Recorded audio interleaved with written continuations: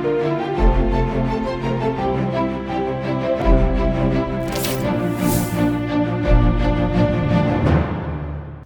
मैं हूं रत्ना और आप देख रहे हैं सी न्यूज़ भारत। वक्त हो चुका है उत्तर प्रदेश बुलेटिन का। बुलेटिन में हम बात करेंगे बहराइच की, जहां अवैध असलहा फैक्ट्री का पुलिस ने किया खुलासा। आगे बात होगी बहराइच की, जहां देशी तमंचा बनाने के विभिन्न उपकरणों के साथ 2 अभियुक्त हुए गिरफ्तार। ऐसी तमाम खबरों पर विस्तार से चर्चा करेंगे इस बुलेटिन में। खबर बहराइच से है, जहां जनपद बहराइच की खैरी घाट पुलिस ने अवैध असलहा बनाने की फैक्ट्री पर छापेमारी करते हुए बड़ा खुलासा किया है। छापेमारी के दौरान असलहा फैक्ट्री से 4 अदद देसी अवैध असलहा एवं असलहा बनाने की तमाम सामग्री बरामद की गई है। एसपी ग्रामीण डीपी तिवारी ने बताया कि मुखाबिर की सूचना पर खैरी घाट पुलिस ने लोनियनपुरवा गांव में छापेमारी कर 2 संदिग्ध लोगों को गिरफ्तार किया। पुलिस की गिरफ्त में आए निसार एवं राजेश की निशानदेही पर 4 निर्मित असलहे, कारतूस एवं असलहा निर्मित करने की सामग्री बरामद की गई है।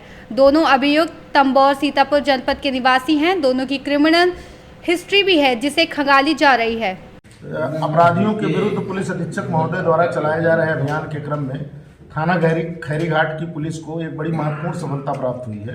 इनकी खैरी घाट की पुलिस को एक सूचना प्राप्त हुई कि 2 व्यक्ति जो अवैध शस्त्रों का निर्माण करने की फैक्ट्री चलाते हैं, प्रोफेशनल हैं, अवैध शस्त्र निर्माण करते हैं, ये लोग निकल रहे हैं। उक्त सूचना पर तत्काल थाना खैरी घाट की पुलिस टीम बना करके लोनियनपुरवा ये जगह है वहाँ पर पहुँची है और वहाँ पर चेकिंग की कार्रवाई शुरू हुई है, तो जिसमें 2 लोग पकड़े गए जिनके पास से अवैध शस्त्र और अवैध शस्त्र बनाने की पूरी फैक्ट्री से संबंधित जो सामान होते हैं वो बड़ी मात्रा में बरामद हुए हैं।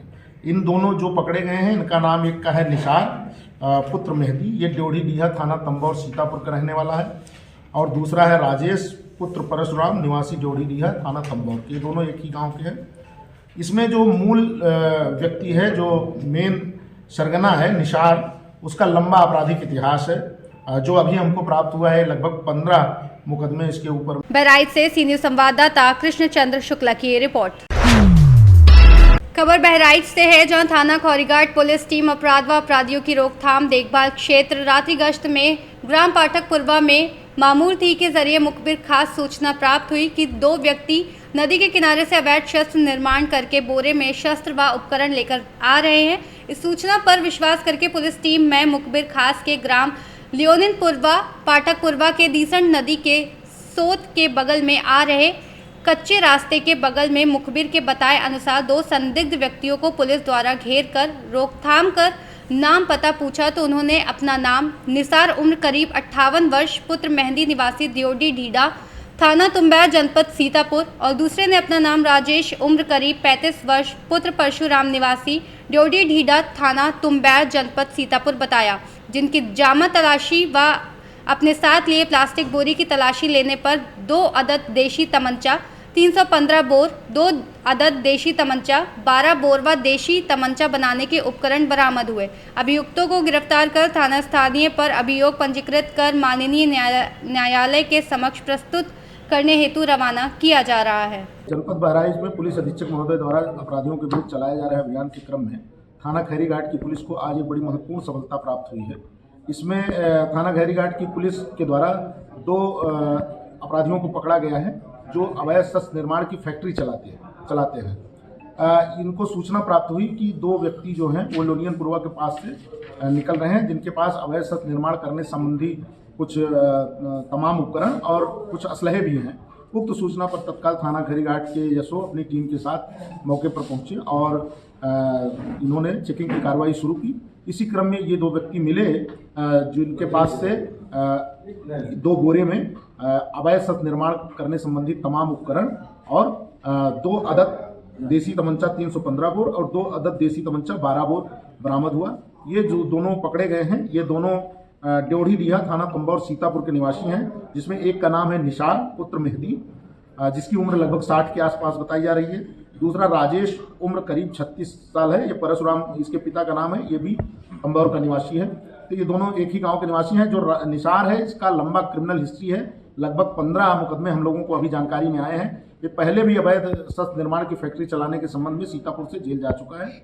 और इसके पास से जो पूछताछ से पता चला है ये प्रोफेशनल है अवैध शस्त्र निर्माण करने के लिए, और इसके पास से बड़ी मात्रा में अवैध शस्त्र बनाने के तमाम उपकरण बरामद हुए हैं। जो कुल हमें 43 अदद उपकरण प्राप्त हुए हैं इसके पास से, जिसमें कि मूलतः जो इनका एक अदद भट्ठी, पंखा और कुछ अर्धनिर्मित भी हमारे इनके पास से हमें असलहे मिले हुए हैं।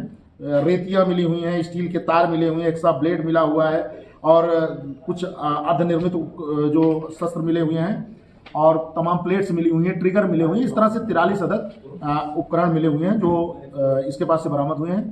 इस तरह थाना खैरीघाट की पुलिस ने अवैध शस्त्र निर्माण करने वाली फैक्ट्री चलाने वाले 2 लोगों को गिरफ्तार किया है और आज उन्हें न्यायालय के समक्ष भेजा जा रहा है। इनके विरुद्ध सुसंगत धाराओं में अभियोग पंजीकृत कर लिया गया है।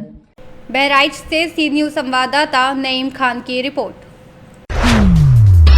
खबर बिजनौर से है, जहां वेव ग्रुप के चेयरमैन श्री मनप्रीत सिंह चड्ढा ने कहा कि किसानों को सशक्त बनाना मेरी पहली प्राथमिकता है, इसलिए हम नए निवेश के साथ काम कर रहे हैं। उन्होंने कहा कि पहले से ही हमारा एक प्लांट काम कर रहा है, अब हम नए निवेश के साथ किसानों की आमदनी को दोगुना करने के साथ साथ समृद्ध और सशक्त बना सकते हैं। श्री चड्ढा ने एग्रीसीटो मासा प्राइवेट लिमिटेड के नए संयंत्र के भूमि पूजन समारोह में उक्त बातें कही।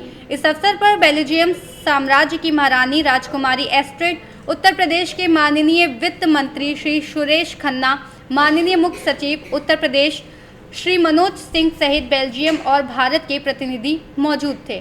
जापान, अर्जेंटीना और चिली जैसे देशों में गया। आज जो एक्सपेंशन है वो है आलू के जो फिंगर चिप्स जो हम घर पे बनाते हैं काट के आलू, उसके फ्रोजन वाले बनाने के, जो निवेश 700 करोड़ का होगा और लगभग 80,000 टन प्रति ईयर बनेगा। इसमें 20,000 एकड़ के करीब एरिया यूज होगा किसानों के साथ और 2500 किसान। इसमें जो फायदा इंडस्ट्री का होगा सो होगा, लेकिन किसानों का मेन फायदा हुआ कि क्रॉप डाइवर्सिफिकेशन, उनका लिंकेज जो आज तक भारत सरकार में एक प्लान में है कि इंटरनेशनल मार्केट से लिंकेज बढ़े, और किसानों को रोज का जो डर है कि मेरा बिकेगा नहीं टाइम से या क्या होगा, रेट तो नहीं कम हो जाएगा, उससे सारा टेंशन बाहर निकल जाता है। सारे किसानों को जो फाइनेंस किया जाता है उसकी इंटरेस्ट का सारा कॉस्ट कंपनी बेयर करती है।